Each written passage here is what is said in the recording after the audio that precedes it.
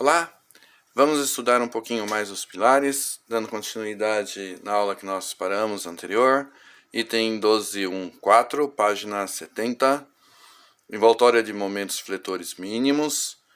Esta questão de envoltória de momentos mínimos foi introduzida na versão 2014 da NBS 101/18 e eu vou pular por enquanto a explicação desse item.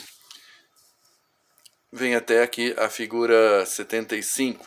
Vamos agora para o item 12.2, que é o cálculo com a excentricidade acidental. Como nós comentamos com vocês no vídeo anterior, a norma permite que o cálculo do pilar seja feito considerando o momento fletor mínimo ou como opção a excentricidade acidental. Nós mostramos no vídeo anterior o momento fletor mínimo. Agora vamos mostrar a situação de projeto, como está aqui, as situações de cálculo para os pilares intermediário, de extremidade e de canto, mas agora sem momento fletor mínimo, com a excentricidade acidental, tá? Como eu realcei aqui, a excentricidade de primeira ordem, ela vai existir nos pilares de extremidade e de canto, e não existe excentricidade de primeira ordem no pilar intermediário, que vamos ver aqui, porque no pilar intermediário não consideramos momentos fletores de primeira ordem. Bom, mas enfim, a excentricidade de primeira ordem, se existir, deve sempre ser somada à excentricidade acidental, tá?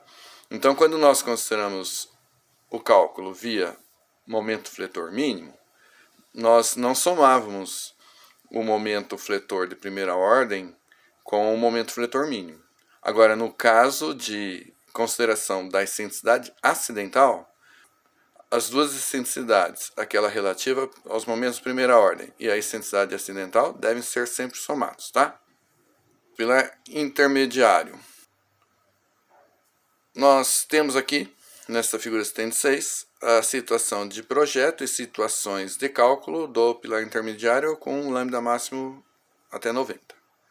No pilar intermediário, nós temos na situação de projeto a solicitação de compressão simples.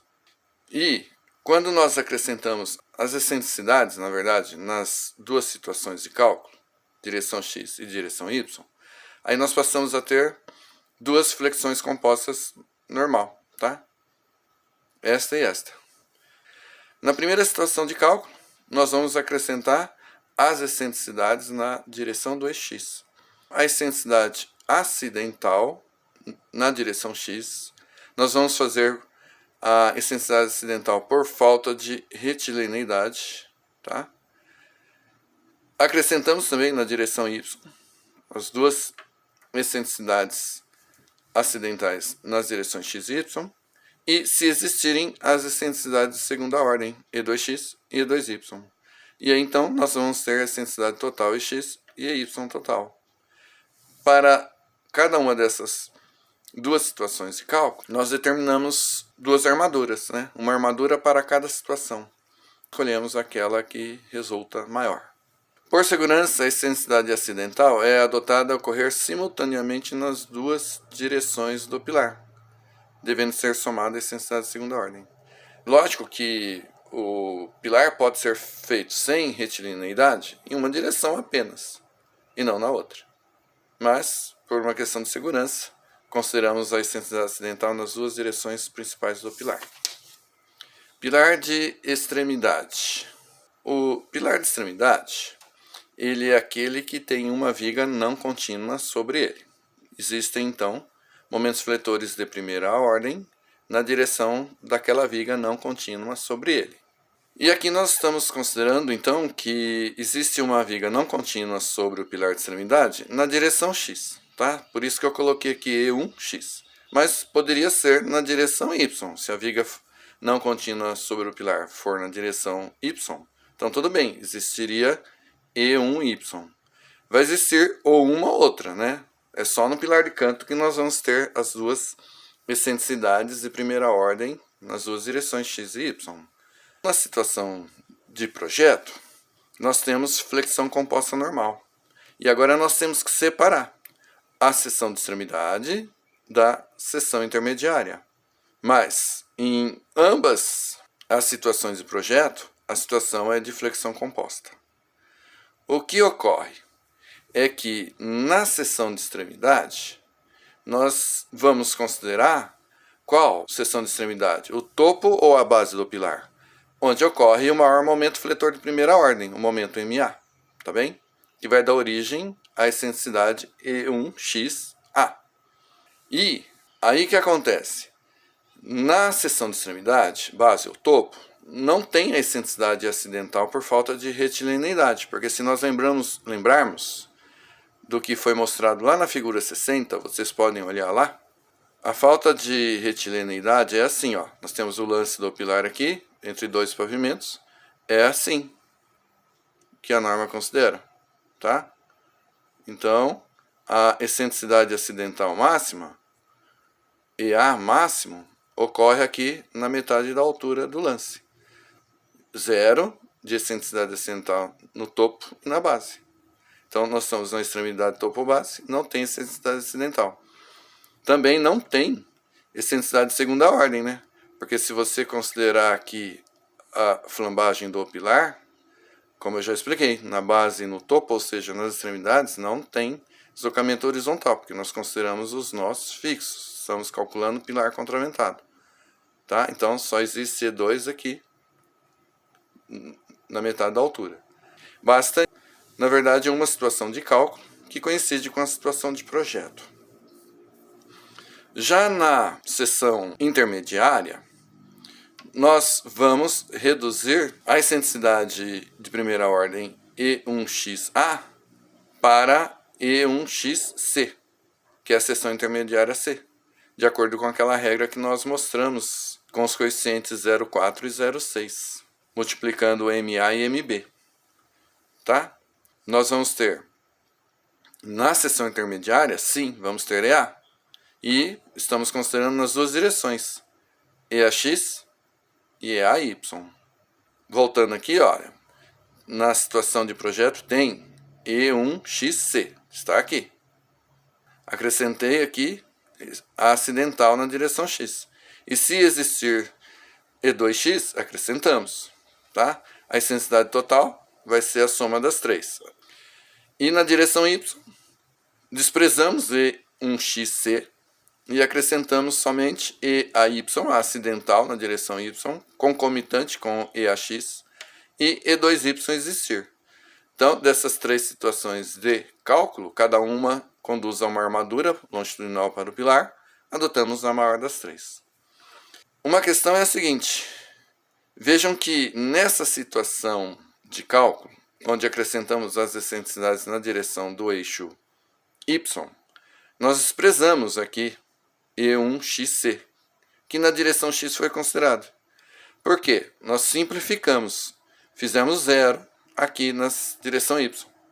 É uma simplificação que consta do livro do Fusco, que já vem desde lá de 1981. É uma simplificação que não traz nenhum problema, tá bem? E assim nós temos duas flexões compostas normais.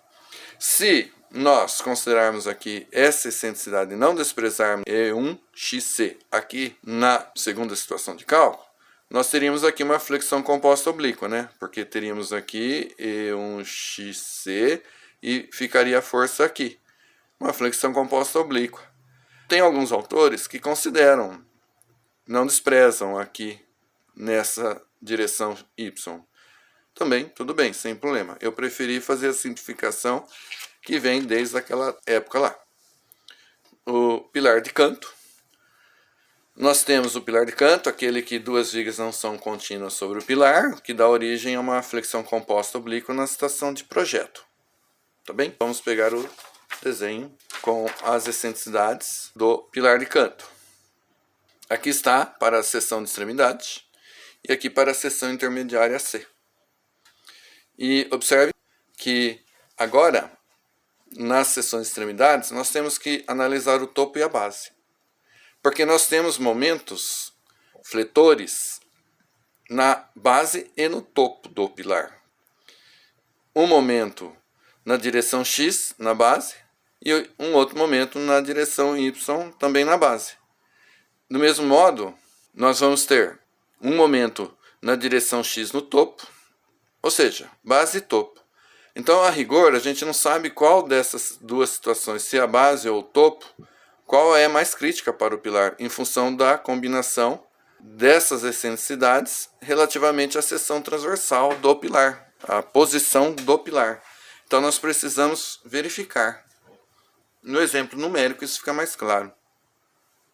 E na seção intermediária, nós vamos substituir as excentricidades na base no topo, na direção x e y, por a excentricidade na seção intermediária C, tá vendo? E1xc, E1yc, tá? E aí vamos acrescentar as excentricidades na direção x para a primeira situação de cálculo e na direção y para a segunda situação de cálculo. Vamos manter E1yc, aqui mantemos, tá? Assim como aparece aqui na segunda situação de cálculo. A excentricidade E1xc também aparece. Agora nós não desprezamos essas excentricidades de primeira ordem no pilar de canto. E acrescentamos as demais excentricidades. A acidental na direção x, a de segunda ordem na direção x. A soma das três é a total e x.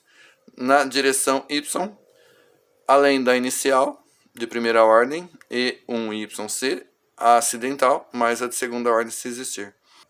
Nós vamos calcular aqui, em princípio, teoricamente, 4 armaduras.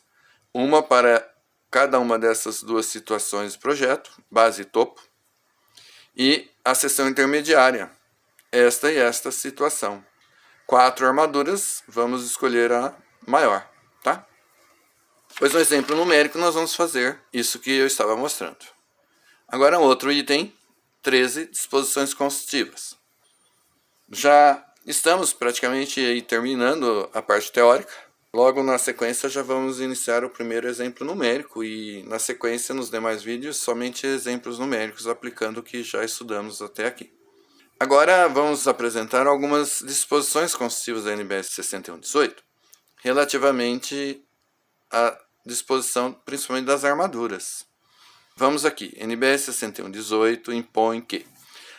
Esse item é muito importante, tá? Que eu vou ler aqui esse parágrafo. É muito importante mesmo. A seção transversal de pilares e pilares paredes maciços, qualquer que seja a sua forma, não pode apresentar dimensão menor que 19 centímetros. Tá? Então, a largura mínima, 19 centímetros. No entanto, em casos especiais, permite-se a consideração de dimensões entre 19 e 14 centímetros. Então a norma está dizendo que a largura mínima de um pilar parede, é 14 centímetros. Antes era 12. Na versão 2003, versão 2014 passou para 14. Desde que se multipliquem os esforços solicitantes de cálculo a serem considerados no dimensionamento por um coeficiente adicional γn, de acordo com o indicado na tabela. Em qualquer caso, não se permite pilar com seção transversal de área inferior a 360 centímetros quadrados, o que representa a seção mínima, se nós considerarmos que a largura mínima é 14, 360 dividido por 14 dá 25,7. A gente pode entender que a seção mínima para um pilar de seção transversal retangular é 14 por 26 centímetros, tá? 14 por 25 nem pode. A tabela 6 aqui da apostila é a tabela 13.1 da NBS 6118. Eu transcrevi aqui o γn. O γn ele vai ser aplicado em todos os esforços solicitantes atuantes no pilar, não só na força normal, como também nos momentos fletores. Para pilar ou pilar parede com largura de 19 ou mais centímetros, o γn é 1, quer dizer, não tem majoração. E conforme nós vamos diminuindo a largura, vamos falar pilar, a largura do pilar, de 19 até 14, que é o mínimo, o γn vai aumentando de 1 para o máximo 1,25. tá bem? Pilar, por exemplo, pilarete de casa, sobrado, que é comum ser feito com 14 centímetros de largura para a parede de meio tijolo, nós temos que, além do gama F, gama C, gama S, considerar esse gama N 1,25. Então nós vamos multiplicar, por exemplo, a força normal característica de compressão sobre o pilar por gama F, 1,4 geralmente, e o gama N também, 1,25. E os momentos fletores, se existirem, etc., também pelo gama N. E assim por diante. Vejam que conforme diminui a largura do pilar, aumenta o gama N, como eu já disse. Por quê? Qualquer erro, falha na execução do pilar, nós temos ainda uma, vamos dizer assim, uma margem de segurança adicional aqui contra a ruína do pilar. Porque 14 centímetros, veja na sua régua, é muito pouco. Então, posicionar a armadura errado, fazer o pilar fora do prumo, falta de retilaneidade, os dois erros em conjunto, falha de concretagem, de adensamento do concreto nesses pilares com larguras menores, podendo resultar nichos ou buracos, né, na concretagem, na seção transversal do pilar, diminuindo sua seção transversal, que às vezes nem possa se ver. Não é muito difícil de ocorrer, não, quando a mão de obra não tem boa qualidade. Preocupação da NBS 6118, no caso, de majorar os esforços solicitantes, procurando compensar aí esses possíveis erros nos pilares com menores larguras. Esse parágrafo vale a pena a gente ler.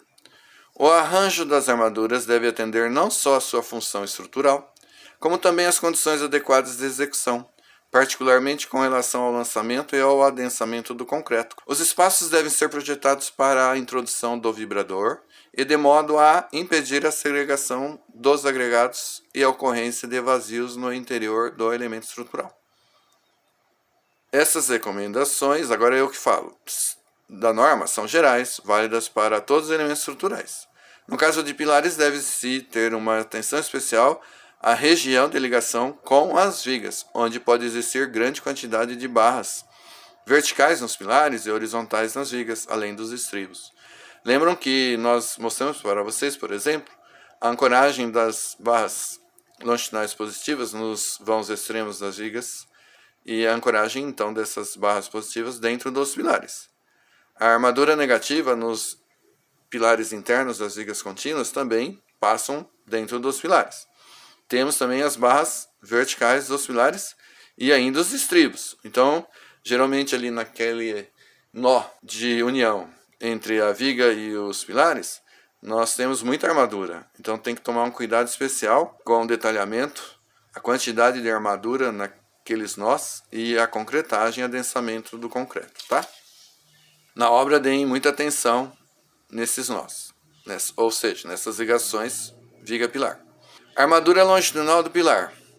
Nós, analisando aqui, ou considerando esse item 18.4.2 NBS 101/18, para a armadura longitudinal, que geralmente é aquela vertical, né? Considerando o pilar vertical, armadura principal longitudinal vertical do pilar, diâmetro mínimo. Veja, Fiel, no mínimo 10 milímetros, então não pode colocar barra de, por exemplo, 8 milímetros no pilar. É comum em obra de pequeno porte, tudo, mas não está de acordo com a NBS 61/18, no mínimo 10, ou menor igual a B sobre 8. B é a menor dimensão. Distribuição transversal da armadura longitudinal, tá? As armaduras longitudinais devem ser dispostas na seção transversal de forma a garantir a resistência adequada do elemento estrutural. Em seções poligonais deve existir pelo menos uma barra em cada vértice, tá? Uma barra em cada vértice. Em seções circulares, no mínimo 6 barras distribuídas ao longo do perímetro. O espaçamento mínimo livre entre as faces das barras longitudinais, medido no plano da seção transversal, fora da região de emendas, deve ser igual ou superior ao maior dos seguintes valores. Aquele espaçamento mínimo que nós já mostramos para vocês, 2 centímetros, 1,2 vezes o diâmetro máximo do agregado, se for feixe, luva e tal. Continuando.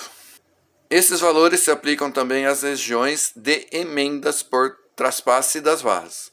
Quando estiver previsto no plano de concretagem o adensamento através de abertura lateral na face da forma, o espaçamento das armaduras deve ser suficiente para permitir a passagem do vibrador. Então, um pilar que tem uma altura, o lance tem uma altura grande, que não se possa fazer o lançamento, adensamento do concreto, lançando o concreto ao longo de toda a altura, então nós podemos fazer uma abertura na forma, onde lançamos o concreto e fazemos a penetração do vibrador, né, da agulha, do mangote também, de tal forma a fazer o adensamento do concreto. Nós temos que prever a passagem do vibrador, do mangote, entre as bases longitudinais. O espaçamento máximo entre eixos das barras ou de centros de feixes de barras deve ser menor ou igual a 2B 40 centímetros. Tá? 2B é a menor dimensão da seção transversal do pilar. Por exemplo, duas barras não podem estar espaçadas mais do que 40 centímetros ou a largura do pilar vezes 2. Por exemplo, um pilar de 14 de largura, 14 vezes 2, 28. Então, o espaçamento máximo de eixo a eixo de duas bases adjacentes, em planta, né?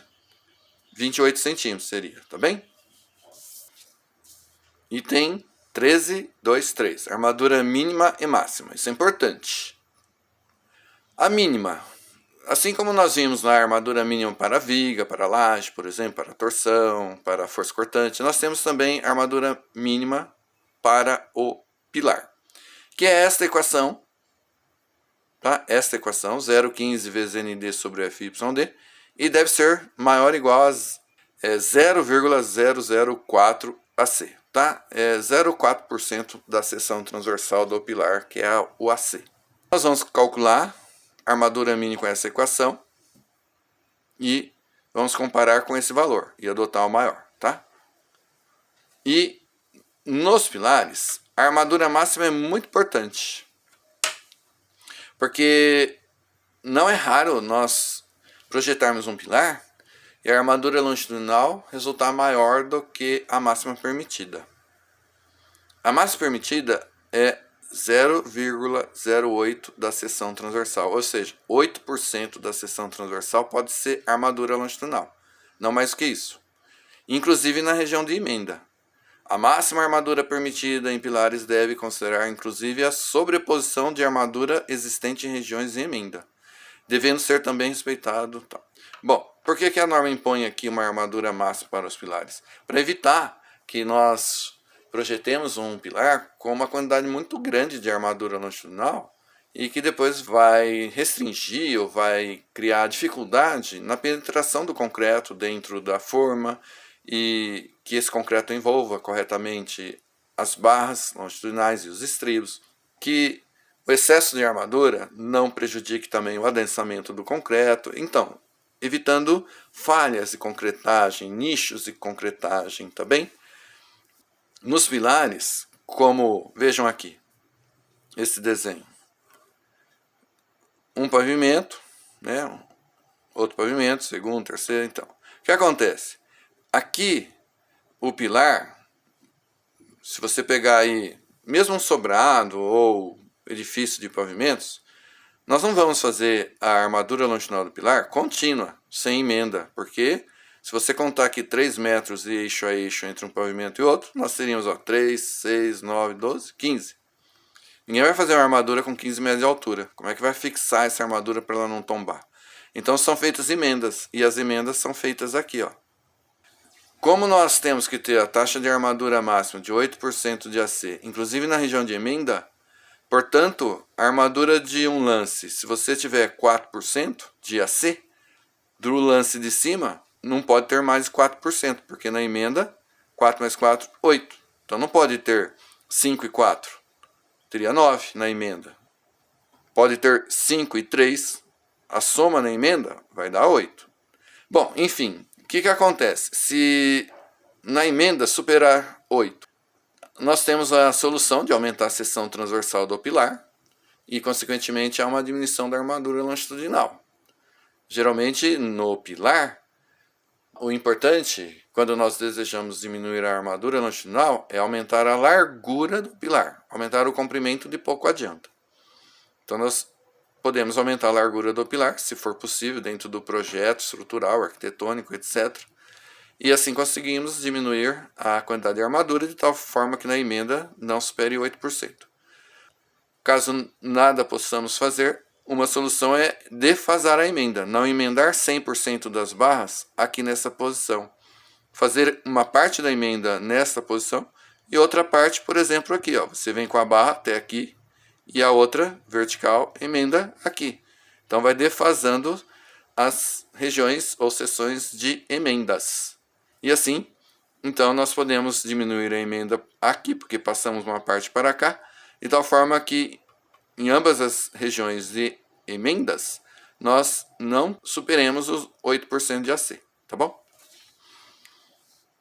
Item 13.2.5, proteção contra a flambagem. Esse item é também importante, motivo de discussão, e a NBR 6118 de 2014 fez algumas alterações e vamos ver. A proteção contra a flambagem é a flambagem que pode ocorrer na barra longitudinal do pilar, tá bem? Porque nós temos aqui o pilar, por exemplo, assim. Tem o estribo e as barras longitudinais do pilar. Sob efeito de compressão, essas barras podem flambar e romper aqui o cobrimento. Então a barra, ela rompe o pilar, tá? Se a gente pensar aqui na direção assim, vamos pegar essa barra aqui. Essa barra, flambando, ela arrebenta o cobrimento e estoura aqui para fora. Então, para evitar essa flambagem da barra, nós temos que fazer um travamento aqui horizontal, por meio dos estribos e de barras adicionais horizontais, que vão evitar que a barra flambe. No item 18.2.4 da NBR 6118, sempre que houver possibilidade de flambagem das barras da armadura, situadas junto à superfície do elemento estrutural, devem ser tomadas precauções para evitá-la. Os estribos poligonais garantem contra a flambagem as barras longitudinais situadas em seus cantos e as por eles abrangidas, situadas no máximo a distância 20 ft do canto.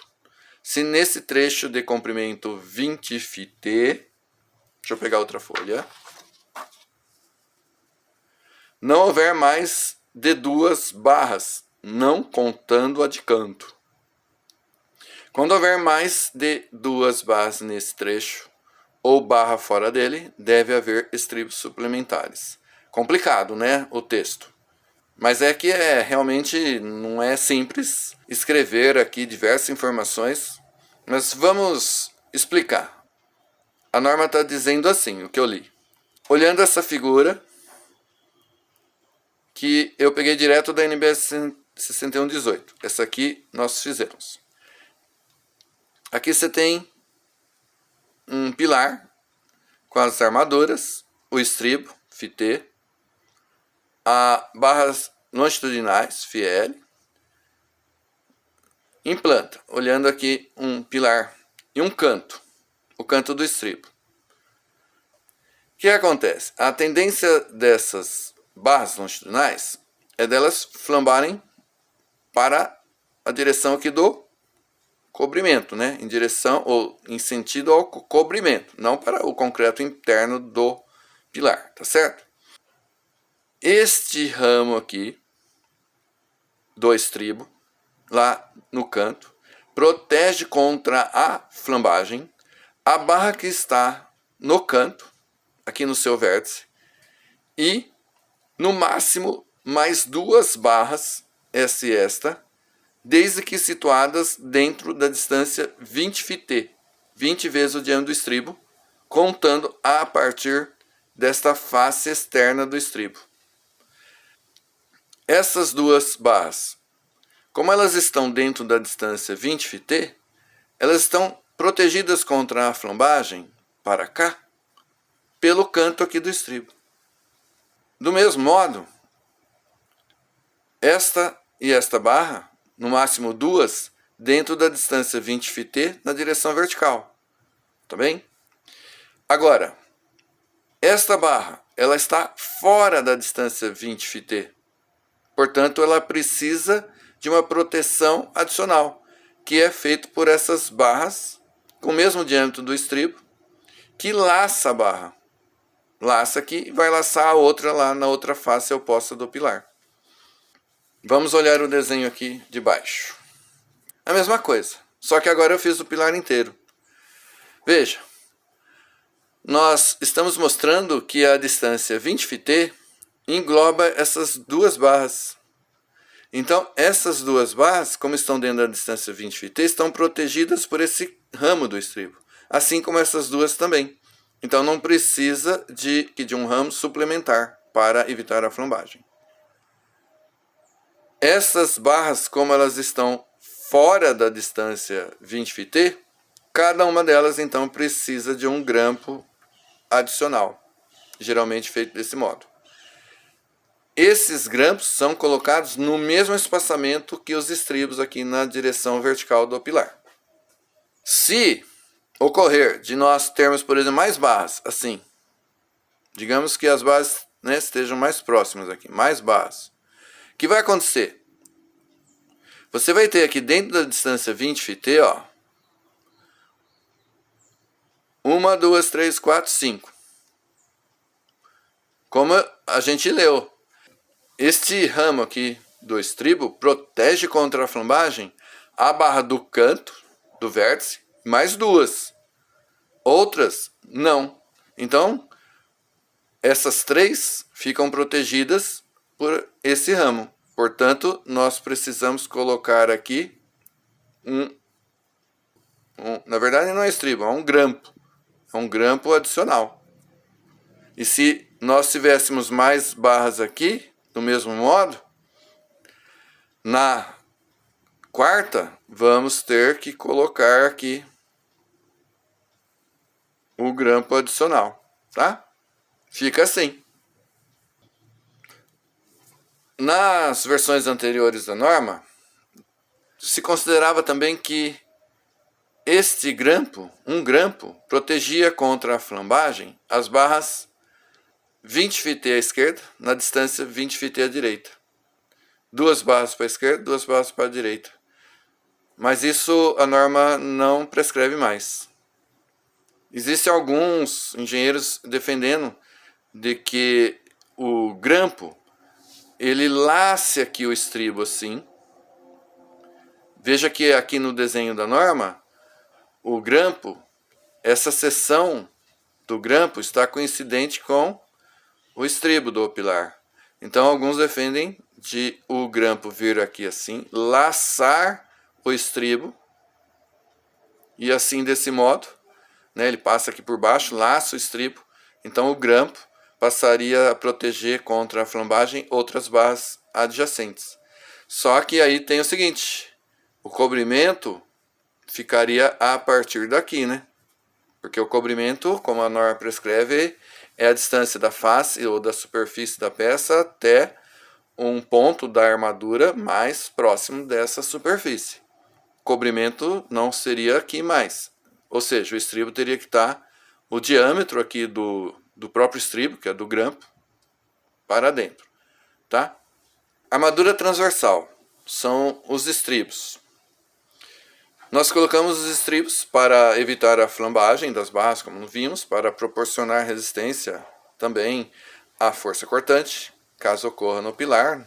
Se nós considerarmos lá o pórtico plano ou espacial de um edifício de pavimentos, com a ação do vento e outras horizontais, nós vamos ter forças horizontais nos pilares. E que devemos então considerar no projeto e calcular os estribos, como já aprendemos. A armadura transversal de pilares, constituída por estribos e, quando for o caso, por grampos suplementares, como explicamos, deve ser colocada em toda a altura do pilar, sendo obrigatória a sua colocação na região de cruzamento com vigas e lajes. Tá? Então, como eu estava falando para vocês, naquela região de ligação entre viga e pilar ou com laje, não pode tirar os estribos do pilar. Aquele nó na ligação da viga com o pilar, tem que ter o estribo do pilar. Na prática, como ali tem muita armadura, às vezes retiram os estribos do pilar, mas não pode, tem que ter, ou seja, um pilar ter estribo ao longo de todo o seu comprimento. O diâmetro do estribo dos pilares deve obedecer a φt, no mínimo 5 mm, e o φl sobre 4 e tal. O espaçamento longitudinal entre estribos, medido na direção do eixo do pilar, geralmente o eixo é vertical, então o pilar, o espaçamento é na direção vertical. Para garantir o posicionamento, impedir a flambagem das bases longitudinais e garantir a costura das emendas de barras longitudinais nos pilares usuais deve ser. Lembra que nós aprendemos a armadura transversal ou de costura perpendicular à emenda de barras? Então os estribos também fazem essa função. Aqui agora nós vamos ver o espaçamento entre os estribos. S máximo menor ou igual, o menor dos três valores, 20 centímetros, então não podemos ter um estribo espaçado do outro mais que 20 centímetros. B, a menor dimensão do pilar, um pilar de 15 por 30. O espaçamento máximo passa a ser 15. Ou 12 φl para CA50, tá? Se você tiver uma barra de 10 mm, o φl, CA50 geralmente, 12 vezes 1 centímetro, 12 centímetros o espaçamento máximo dos estribos. Quando houver necessidade de armaduras transversais para forças cortantes e torção, esses valores devem ser comparados com os mínimos especificados em 18.3 para vigas, adotando-se o menor dos limites especificados. Com vistas a garantir a ductilidade dos pilares, recomenda-se que os espaçamentos máximos entre os estribos sejam reduzidos em 50% para concretos de classe C55 a C90, com inclinação dos ganchos de pelo menos 135 graus. O que acontece? Concretos de resistências à compressão mais elevadas têm um comportamento mais frágil do que os concretos de resistências menores. Para evitar aí uma possível ruptura brusca por esmagamento desse concreto, confinar melhor esses concretos mais frágeis, a norma sugere diminuir o espaçamento em 50%. Aqui na sequência vem item 14, roteiro de cálculo de pilares. Eu fiz um roteiro e nós vamos seguir esse roteiro nos exemplos numéricos. A sugestão é de seguir, para facilitar o cálculo. Então tem diversos itens, eu deixo para vocês darem uma olhadinha. E no próximo vídeo nós vamos estudar aqui exemplos numéricos. Vou mostrar um ou outro exemplo numérico de pilar intermediário, de pilar de extremidade e de pilar de canto. Obrigado!